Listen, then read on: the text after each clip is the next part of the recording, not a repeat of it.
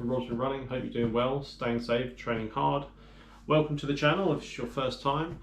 I hope you like the videos. If so, please subscribe, click on the bell icon as well so you're notified of any new videos that we're uploading.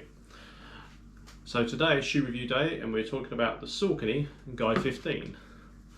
The Guide is Saucony's daily stability shoe and it's the sister shoe of the Ride series. The Guide is targeted at overpronators such as myself and aims to offer support and guidance with every foot strike. The new Guide has been redesigned to deliver a more comfier ride using softer cushioning, a new pillowy sock liner. It has more foam, less weight and a new guidance frame to help steer your stride. But does it improve on the previous model? I've used both the Guide 13 and the 14 and now the 15, so we'll see. But before we move on to the specs and features of this shoe, let's have a look at the tape of the first run that I did a few days ago. Right, so we're going to go today and do about 7.5 miles. That will give the shoes a good test, and then we'll go back to the studio and then talk a little bit more about this stability shoe from Saucony. Right, so we are just about 3 miles in. Shoes feeling pretty good. As with all the Guide models, and I've run the last two, 13, 14, and now this one, they're slightly firmer than their sister shoe, the Ride,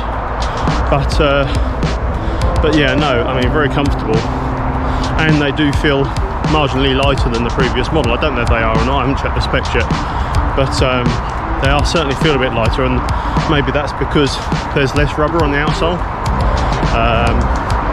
The previous model had a full rubber outsole, this one has not. It's got more exposed EVA, so there's a difference there straight away. But no, they feel good. They feel like you can go quick in them, but they also feel like you can just trudge along in them in your daily trainer. So, as you would in your daily trainer. So, all good so far. Catch up soon.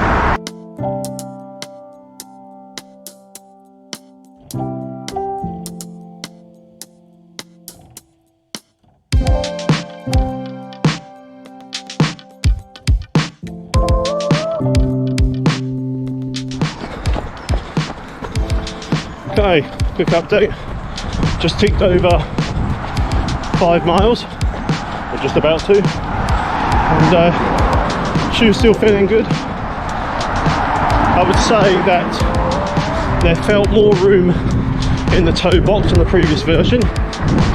However, this is a first run, and really now I'm comparing it to the 14 as it's been more recently. And I've run in the 14, I've run just over 450 miles. So yeah, this shoe will probably give, I expect, over time. But it's an important thing when, like me, you've got wide feet. So it's generally the thing that I struggle with the most with running shoes is the width, certainly in the toe box. So, but otherwise all good. It rained last night as well, and the grip on these shoes has been pretty good in the wet, so no problem there.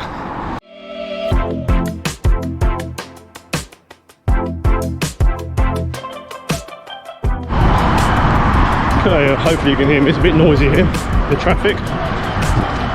So you might be thinking, this shoe's been out for a while now, come out earlier this year, about April. Why are you only doing a review now? Aren't you a bit late to the party? Well, subjective, but yes, maybe. But there's two reasons I decided to do this review. Number one was because I only generally buy one pair of road shoes a year. And I've been running, as I said before, in the Guide 14 for over a year now. And I've racked up 450 miles, just over that, in those shoes. So I've only just got to the point now where I think, well, they need to be changed. So that's the first reason. Second reason is, whilst there are lots of reviews on the web, YouTube, for the ride, the Saucony ride shoe, which is the neutral daily trainer, there aren't that many reviews for stability shoes. And if you're an overpronator like myself, then it's good to have some reviews on stability shoes available. So that's the second reason.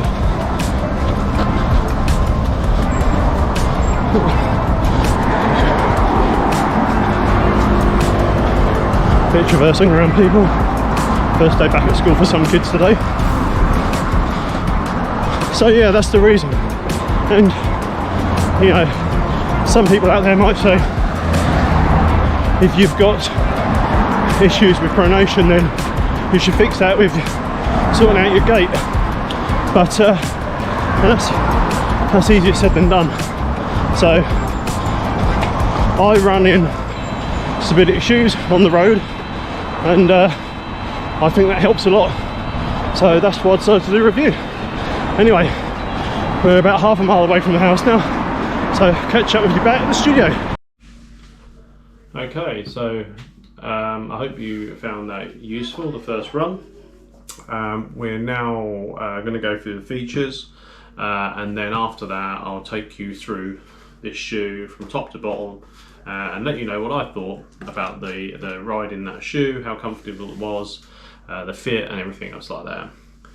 So from the Saucony website, they say that the features of this shoe are a new, softer Power Run compound offering more cushion and less weight, a new hollow tech guide to guide your stride without bulk, new midsole geometry which is shaped for a smooth ride from heel to toe, more flexibility in the forefoot, more underfoot contouring, lets you sit deeper in the footload of the shoe, allowing your shoe to hug your foot, giving you a plush and supportive feel. Inclusion of Power Run cushion sock liner, the form fit design, which is used to mold your foot, which is used to mold the shoe to your foot shape, and a lightweight breathable mesh, and increased durability on the rubber outsole. So if we just go through the shoe and we'll do a little comparison. I've got the guide 14 here as well, just a little comparison as we go through, and you can see how the shoe has changed from the 14 to the 15. So let's go through that now, and we'll start with the upper. So the upper has got a very breathable mesh, and it is incredibly thin. I don't know if you'll be able to see that on camera, but there really isn't a lot to the upper. It's very comfortable, and yeah, very thin. It hugs your foot really well. You get a really good lockdown with these laces. The new lacing system here, so you've got these little pulley loops here. That's just used to pull your foot in around the top there, and it does a really good job actually. So no issues there. It has a sock liner in this shoe. You'll be able to see that. This was in the 14 as well actually, and I had to double check actually because I didn't know whether it was just gusseted or not.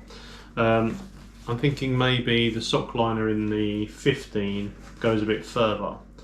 The 14 with the gusseted tongue was already a big step up from the 13, which didn't have a gusseted tongue, which was a bit of a nightmare.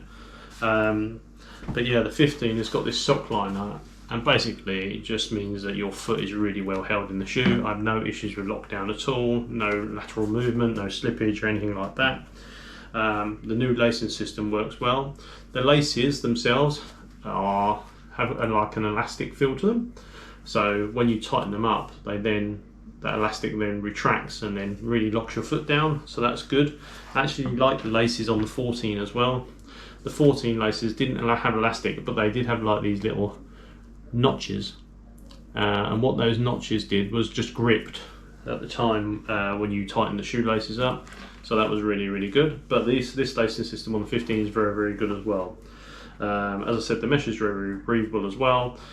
And with the upper, I would say it's average width in the toe box, and it's true to size. Now this shoe does come in a wide as well, and I'll go through that when I go through the options a bit later. So if you do have a wide foot like me, and perhaps I should have bought the wide version, then this is that's likely to help you a little bit with your foot, with your fit. So pretty good with the upper. Now if we go through to the midsole, the new Power Run midsole here is supposed to be a lot more cushioned, and I guess it is. I certainly felt like there was more energy return in this than in the previous model. Now with the stability shoe, because you've got that guidance in there, and if you can see here, you'll see that where the guidance rail is going around there, and it does go all the way around, but it's all hidden the other side. Obviously it's going to be a little bit firmer because you've got that piece of plastic in there to stop your foot from rolling, you know, to keep you stable basically. So, but actually, you know, if you're running on your forefoot or anything like that, you can really feel the difference in the softer cushioning, so that's really good. There's some energy return in the shoe, which is really good. Makes you can go a bit faster if you want to use that to do some tempo work.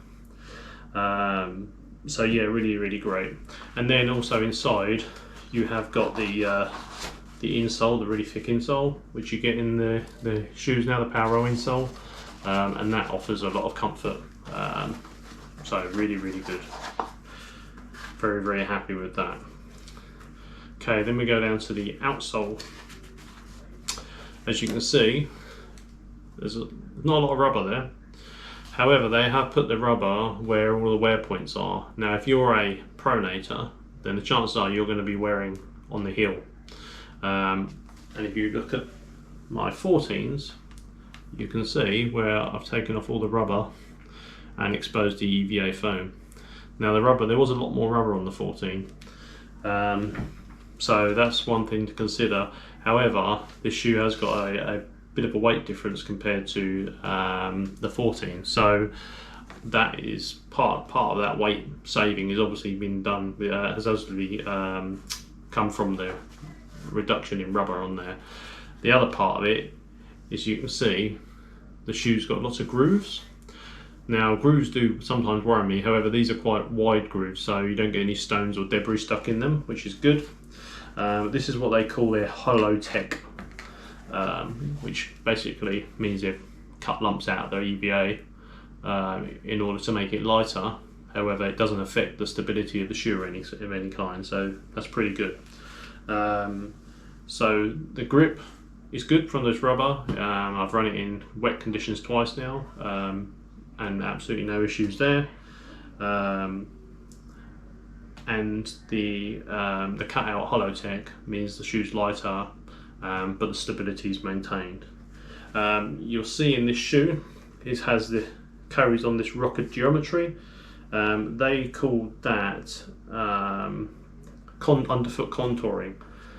Now this, you'll see this more and more. You would have seen this more and more in the Endorphin series and what have you, and just like the speedier shoes within the Saucony range. It's now making its way over to pretty much all the shoes.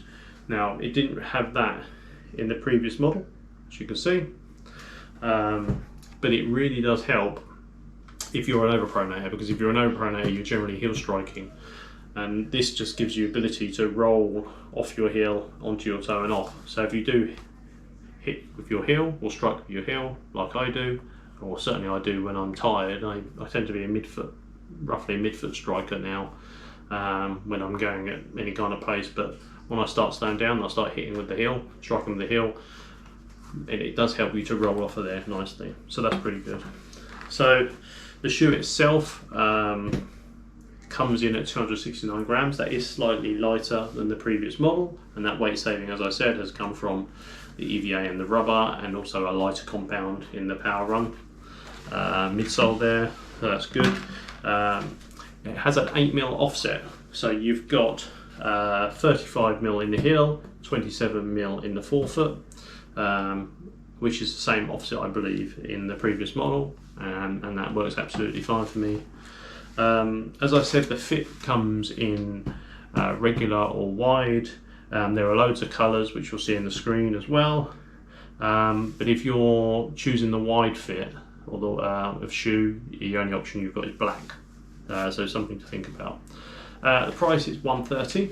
However, if you shop around now, you'll get this cheaper. I picked these up for £95. It's still $130 on the Saucony website, but it is a lot cheaper if you shop around in other websites, so you can pick up a bargain. And as I said in the video, I know this shoe has been out since April this year, and there will be obviously a newer model coming out in April next year. However, you've still got several months worth of running in this. You can pick up a really good bargain on this stability shoe and have a lot of fun and miles in it before the new model comes out. I just thought it was important to do this review because there aren't a lot of stability shoe reviews on the market, and I just think yeah, it's important for guys like me and girls with over pronate. So yeah, that's pretty much all of it. But the shoe itself has been a joy to run in so far. I've only done 2 runs in it, to be fair, so I will carry on putting miles in it. I put 450 odd miles, just over that now, in the previous model. So that model unfortunately will be retired, but I'll be putting a good few in this. As I said in the V-roll there, that I only usually buy 1 road shoe a year, unless I'm doing reviews, specific reviews. But for myself, I only buy 1 a year because I don't do a great deal of road running. I only do it really for recovery and transitioning practice when I'm doing transitioning in ultras. So I'll do a bit of road just to prepare myself for that. Yeah, otherwise it's 1 pair a year. But it's so far so good. It's a great shoe to run in, very, very light, very, very breathable. I did forget to mention the tongue. The tongue is thinner than the previous model, but very, very comfortable. But other than that, excellent shoe to run in. So if you are an overpronator like myself, and maybe you've got wide feet like me as well, so a little bit deformed like myself, then this could be the shoe for you, because Saucony offer a good product which covers both scenarios. So if you've had any experiences running this shoe already, it'd be really, really good to note, to hear about your comments. So get in the comments below on YouTube. I will leave links in the description to this product where you can purchase it, and a couple of options so you can purchase it a little bit cheaper, not just on the Saucony website. And yeah, I think that's it. So stay safe, train hard, race hard, have fun, and until next time, see you soon.